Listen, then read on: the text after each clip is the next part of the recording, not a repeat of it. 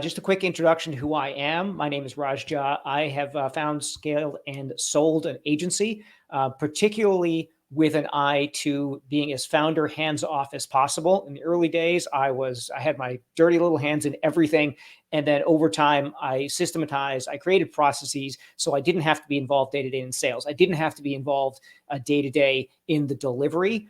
So much so that my transaction selling was actually a two-part transaction. I first sold 51% of the business. And then within 60 days, I essentially was out and just they were sending me checks. So the great thing about doing this, setting it up this way, is that you can actually detach from the business and elevate yourself. And what we're going to talk about today is how you do that, how to think about that, and some of the challenges that you might have getting there. And then a few little tricks that I've used to little thinking tools to do that for your agency. I founded 3 different businesses, been a senior corporate exec in a bunch of companies. I used to be a corporate attorney and represent Facebook, Yahoo, Electronic Arts.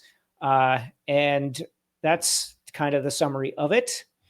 So what we're going to talk about today is, first of all, why your agency isn't worth what you think. In fact, it might be unsellable. And that's a really important thing to know now, because now you can do something about it. The problem with focusing on more revenue is the second thing we're going to talk about, because it's not always about revenue when you're thinking about enterprise value. That's a piece of the puzzle, but there are actually some more important pieces of the puzzle for most of the folks in the room. The next thing, proper systems. They can make your business not easier to just sell, but to also easier to run. And last, how to increase your valuation 3 to 5 times using what I'll call the 7 levers framework, which I'm going to get to at the end of this presentation. So why is this all important? What an agency wants is that what an agency acquirer wants is an agency that's profitable and predictable. It's easy to run. Think about it. They don't want something that's everyone's running around with their hair on fire, where nothing is organized. Who wants that asset, right? But if it is profitable, predictable, easy to run, that's going to get a much higher valuation, right? But that's what you want too. So whether or not you're building to sell, whether or not you think you want to sell in 12 to 18 months, 3 to 5 years, 10 years, if you focus on the same things that I'm going to talk about today, you get a better agency today, and you get one that you have the option to sell. And that's a really important distinction, because I think a lot of agency owners think that selling is a long way away, or I'm going to run this thing forever. And not realizing that just having that mentality of putting in place systems and processes and thinking and the metrics and all the things we're going to talk about today actually will help you regardless of if you want to sell. So let's start out with what your agency is really worth. This may be introductory material for some folks. If you've been at it for a while, you might have heard this a few times, but let's go through it, because I think it's really important, even if you already heard this, to understand what the numbers really are. Because most of your future net worth is tied up in the agency. Unfortunately, it might never get unlocked. You're building something, but you're spending a lot of time building for clients, but are you building for yourself? Are you building an asset? And it's a lot more obvious in product businesses and real estate and various other kinds of businesses that you're actually building assets. In a services business, and I've run multiple services businesses, it's harder to know if you're actually building an asset, because you're so caught up in the day-to-day and the servicing of the client that you stop thinking about whether or not the agency itself, the business, the asset, has value for you. And it should more than just cash flow on a regular basis. So I'm going to encourage you, first of all, to have this little reality check and realize you're plowing your blood, sweat, and years into this asset.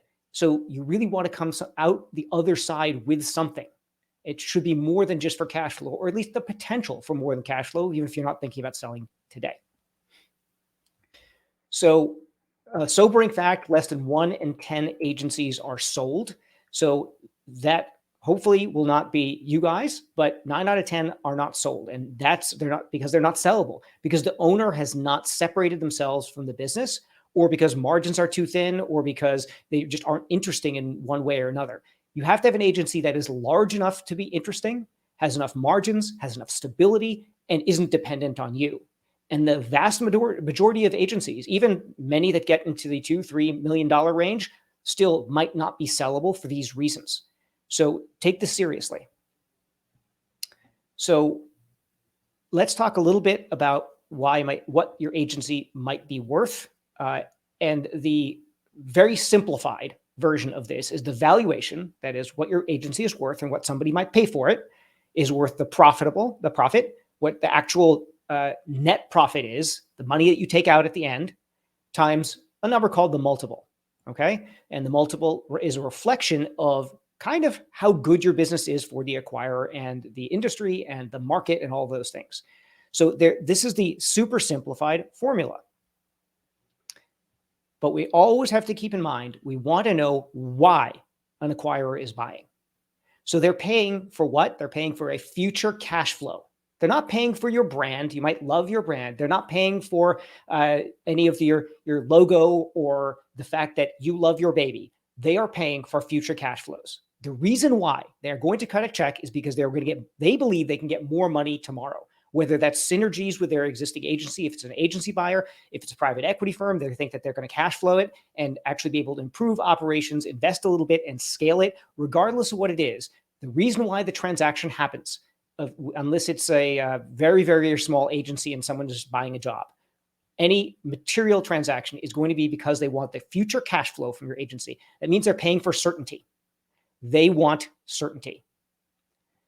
And so the profit that you get, that's a historical number, right? They're going to look backwards and they're going to look at that number and say, okay, what's your last 12 months EBITDA? What's your last 3 years? Is it on an upward trend? But the multiple is reflecting the certainty of success in the future, the probability that profit is going to continue into the future. And the less they think it is, the lower that multiple is going to be. And also the worse other terms are going to be, such as earnouts. We're not going to get into that in this discussion, but the lower the multiple is going to be. So let's just do two really quick examples. If you have not gone through this before, got two agencies. One makes more money than the other in profit. Agency number one, 2 million in EBITDA, that's profit. The client engagements are custom scoped, so every client engagement is unique. The sales process might vary. Sometimes they might have a founder doing the sales. They've got a sales guy doing the sales. It's just kind of they're all juggling it between each other. And the owner is very involved, got the dirty little paws and everything, just like I did for the first 2 years of my business. So that might get a multiple of 1.6. Agency number two makes less profit, 1.7 million. Client engagements are consistent. Sales process is defined. It's on rails. It is the same every single time. And because the entire business is process driven, the owner is not needed, does not need to be involved. Multiple 3.6. Look at the difference in results here. So it's not a huge gap in EBITDA, but look at the result that you get, 3.2 million versus 6.12 million because of the multiple. So I can't stress it enough. The multiple is really what you need to focus on, not necessarily driving your top line revenue and trying to squeeze out more margin out of that. So the multiple matters the most. And you can make your agency worth a lot more by just increasing the multiple. Even if you get no more clients, you can keep steady. Not that you should do this, but you could keep steady, work internally on the business, get the multiple to go up, and you will have a better exit. So most of you are focused on increasing profit because that's the easy thing. It's the obvious thing. But the thing that matters most is that getting that multiple number up. Okay, so that is the fast track. So how do you do that? Well, you need to increase the multiple. How do you do that? So there's some things you cannot control, and we are going to set those aside. But most importantly, and I think everyone needs to be aware of this as well, a huge determinant of how much you're going to get is going to be based on what the market is. So you can't control that, but the macroeconomic conditions has a major influence, sometimes like 3 times the difference in the outcomes in terms of the multiples you'll get based on whether the market is in a down cycle or an up cycle. So, and these tend to go in 5 to 7 year waves. So that's a big piece of it. We can't control for it. You need to be aware of it because we're just coming off of a high. So agencies that I saw that were exiting in mid 2022 had multiples probably 2x what they do right now. Market's more scared. Now, if you get larger and larger, that gets to be less and less of a risk. But if you're in the 2 million to 10 million zone, this has a pretty pronounced effect on how many offers you're going to get, how good they're going to be. So we can't control all of those things, just be aware that they exist. So the question is, what can we control so that we can get the agency to the point where we have the best odds of success when I need to have an exit?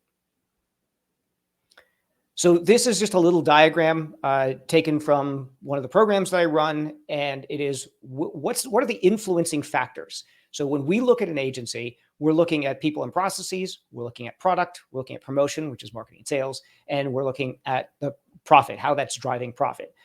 And when you kind of overlay, we work on a 3-year timeline. And when you kind of overlay these segments with, is it multiple or is it profit that is really driving the core driver of increasing exit value? Multiple lands in more of those buckets. So it's just another visualization showing how important it is, because you can drive multiple with better product. You can drive multiple with better processes, with better people. These are all things that can drive the multiple. And do they have an indirect benefit in terms of the profit that you earn? Yes, 100%. However, multiple is really driving most of it. So to recap that one, what can you control? So it's the right people, the right process, the right product, the right promotion. So do you have the right staff doing the work? And that involves owner independence, as I talk about it. It is, does the owner need to be doing all kinds of things, or can the owner take a vacation? I actually go through this exercise with a lot of my clients, which is, we call it management by vacation. We say, okay, if you went away for 1 week, what would break? All right, let's go fix that. Now you're going to be away for 2 weeks. What would break?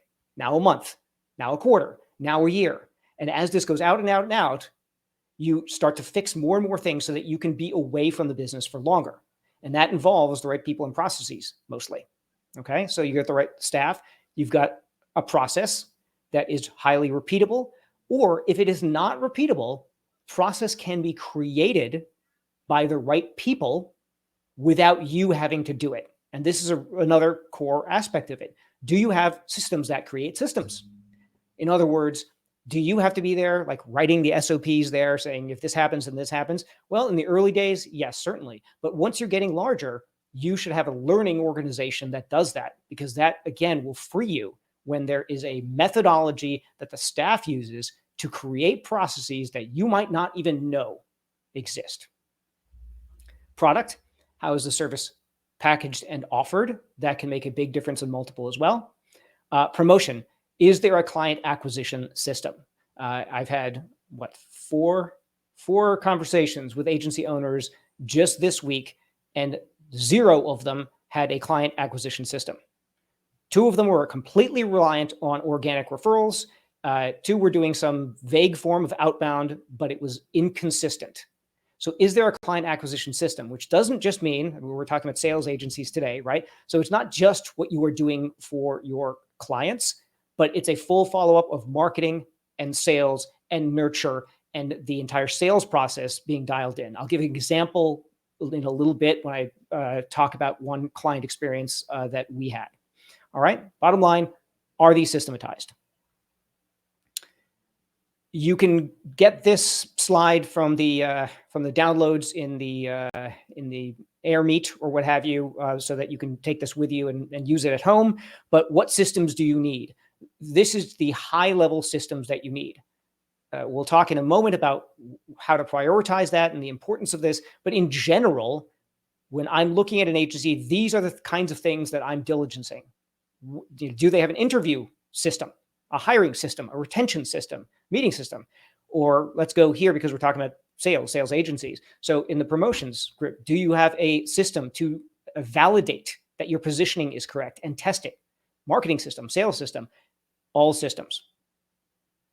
All right. So again, I'm sure some people are taking pictures or scribbling furiously, but this will be in the handouts that the folks can get you.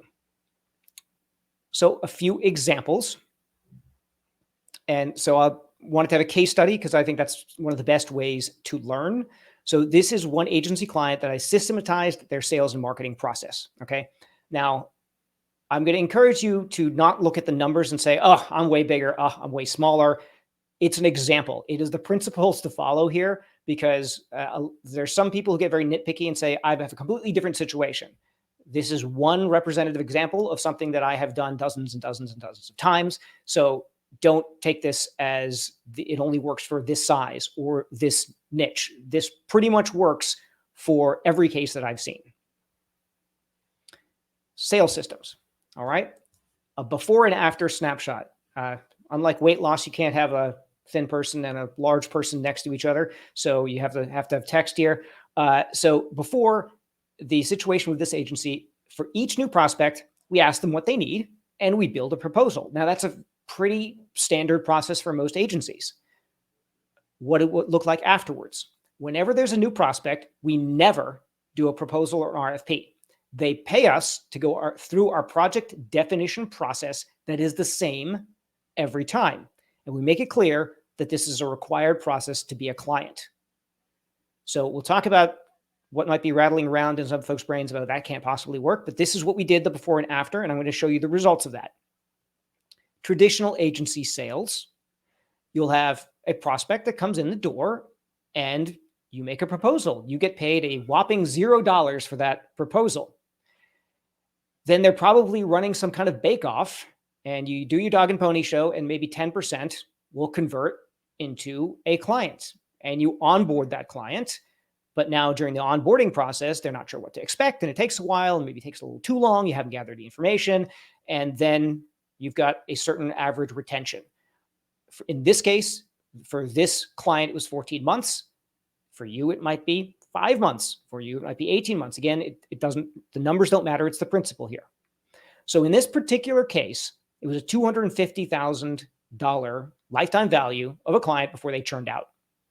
So the value per lead was $25,000.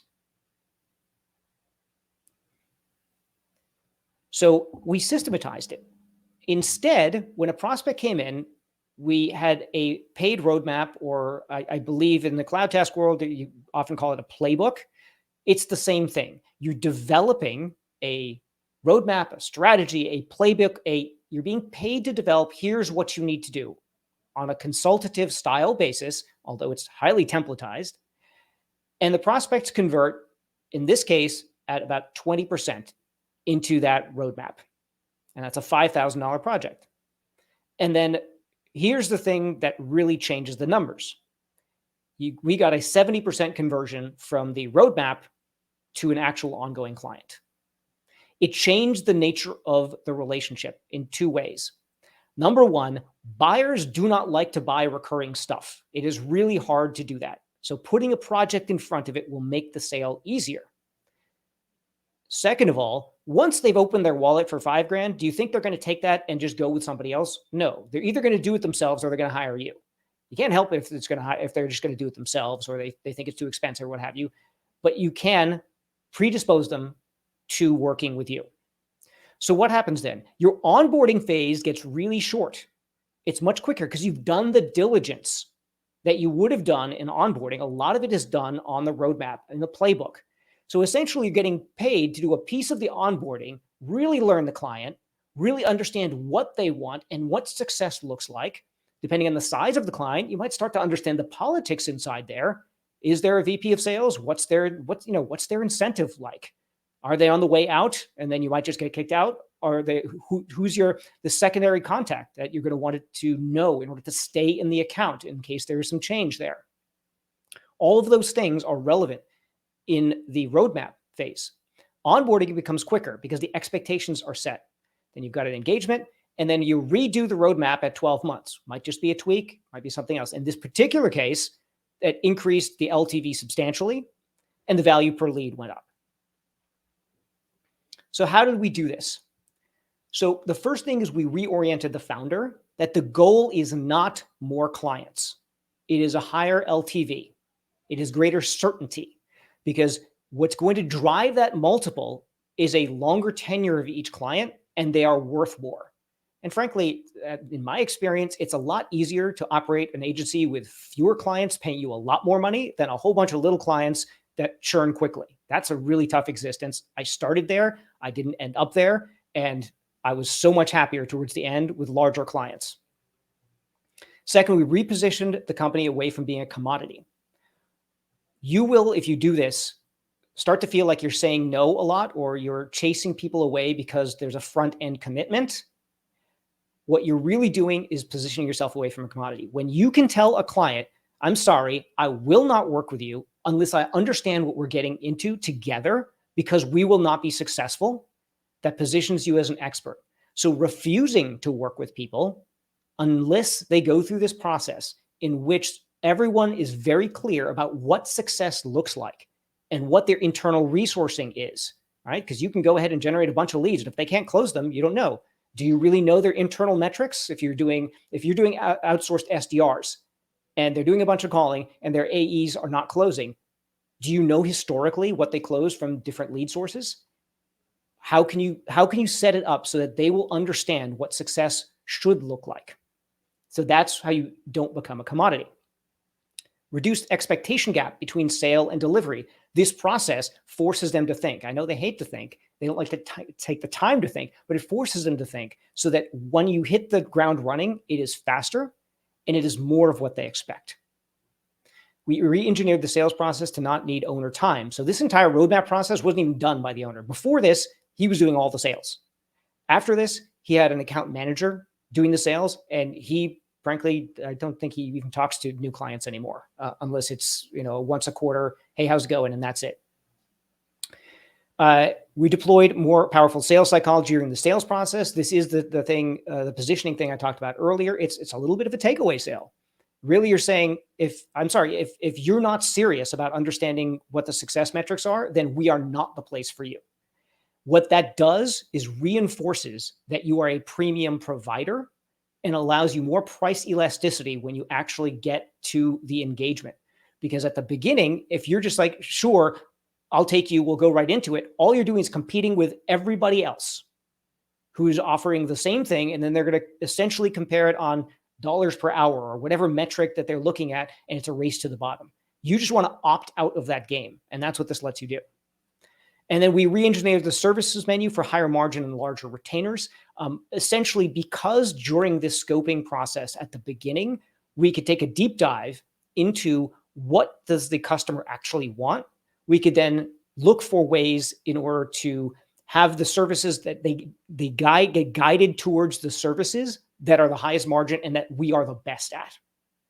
So instead of them coming in saying, we want X, you say, stop. Okay, I understand you think you want X, but let's make sure that the process that we give is going to get you the actual business KPIs you're trying to hit, instead of, I want 5 bodies or I want this many leads.